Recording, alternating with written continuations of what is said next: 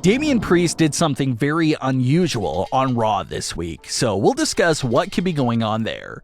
We'll also see what the latest for Rhea Ripley, Sonya Deville, and some more updates from Raw. Starting things off with the latest on Damian Priest and Edge's storyline. Edge wasn't on Raw this week, which is expected. He's not a full-time every week sort of superstar, so he'll miss a few weeks every here and there.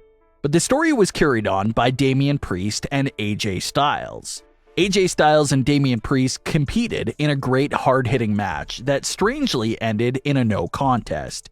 It was one of those situations where no winner was really booked. It was just meant to keep pushing that story forward. But in the closing moments of the match, AJ Styles falls to the outside while Damian Priest re-enters the ring, drops to his knees, and shuts all the power down in the arena until only that purple bluish light was shining down on him. The camera zooms in close and everything fades to black. What was the significance of this moment for Damian Priest? Well, that's a question that us, the audience, really don't know at this current moment of time. But what that moment does imply is that Damian Priest is potentially gaining some sort of supernatural abilities. But fans instantly compared Damian's moment to similar things that we've seen before from superstars like The Undertaker, The Fiend, and 2021 Alexa Bliss. Superstars that have these inhuman supernatural abilities to mess with the lights and do all these other things that ordinary superstars can't do. Now, it may just be a coincidence and not planned out at all, but you can actually see some progression with Damian Priest's character. He started off pretty normal, then we started to see the split personality trait come into play. And that brings us to current day, where he now fully embraced his dark side completely. So, if Priest and Edge are only getting stronger and gaining more abilities over time, it'll be interesting to see played out.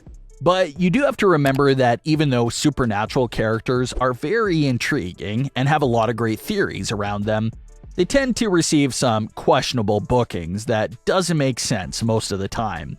See Alexa Bliss and The Fiend for recent examples of great supernatural characters with questionable stories and direction. So that is something that's in the back of everyone's head. Supernatural characters don't have the great history in recent memory.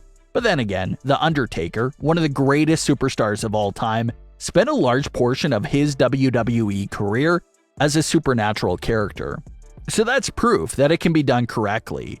So that's what's on everyone's mind right now. Just how far will Damian Priest's abilities go, and where will this story go next? Some fans are even discussing how Edge and Damian Priest could get to the point where they probably forcefully start getting superstars to join them against their will. So that's another interesting element that would be interesting to see them play off of if they do in fact go down that route with them. But only time will tell where this story is going, and if we'll find out the significance behind what Damian did. Speaking of everything Damian Priest and Edge related, let's get into one of the other Raw stories that's been lightly related to Edge's group, and that's Rhea Ripley and Liv Morgan's story. The Raw after WrestleMania saw Rhea Ripley show the first signs of wanting to walk out and leave her tag team with Liv Morgan. But after taking things over backstage and getting a match against the champions, Rhea decided to give Liv another chance. We saw Liv Morgan come out by herself and defeat Sasha Banks on SmackDown.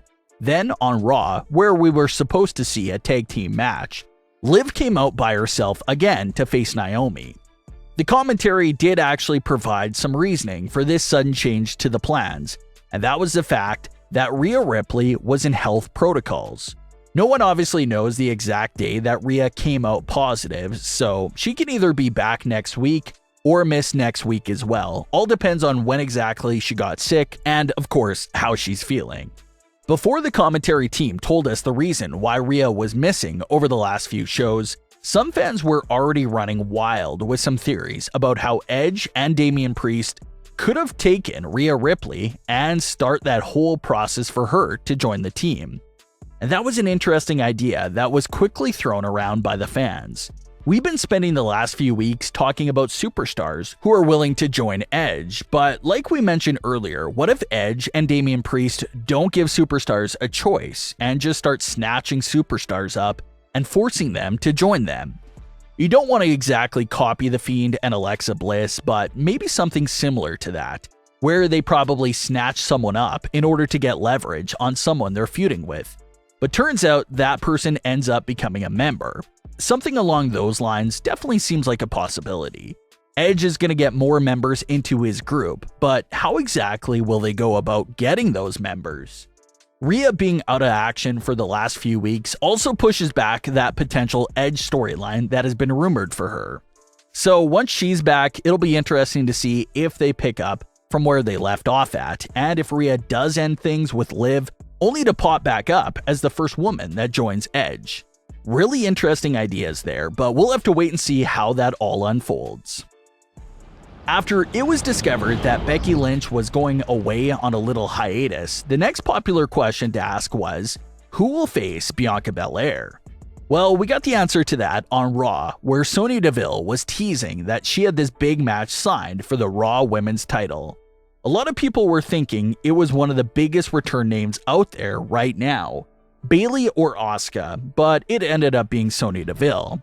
Even though it wasn't who most fans were expecting, majority of fans were still pleasantly surprised with Sonya Deville being the opponent. Sonya and Naomi's story started off so strong and showed that Sonya Deville was amazing in that heel authority figure role. The only criticism that Sonya and Naomi's story gets is that the story had zero payoff and wasn't given a proper ending at all. After around 7 months of build-up, the story just concluded over a tag team match that had nothing at stake. So that was extremely disappointing and the main criticism that story receives. But now, they have the chance to recreate that story, but get it right and make it more meaningful this time around. Another criticism about Sonya versus Naomi was that they were never given a reason why Sonya was treating Naomi like this. Naomi never did anything to Sonya that we know of. Naomi obviously wasn't champion at the time, so Sonya wasn't jealous of her title status.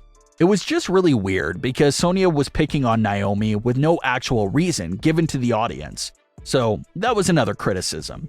But with the Sonya versus Bianca story, the intent and reason is right there, and that's Raw Women's title. That's Sonya's motivation for attacking Bianca, so right from the jump, it already has more purpose and meaning than the Naomi and Sonya story. Sonya's character laid low until the heat was off her, and now she's going to start picking up her abuse of power to try to capture the Raw Women's title. Hopefully this story doesn't copy and paste everything that we saw during Naomi's storyline, because if it does, then that'll be pretty exhausting to see, considering we spent the last several months seeing all those story elements already. But we'll have to see what Sonya Deville does this time around with a world title on the line. But what are your thoughts on today's stories? Leave your comments below, don't forget to subscribe with all notifications on, and leave a like if you enjoyed. Thanks for watching, guys.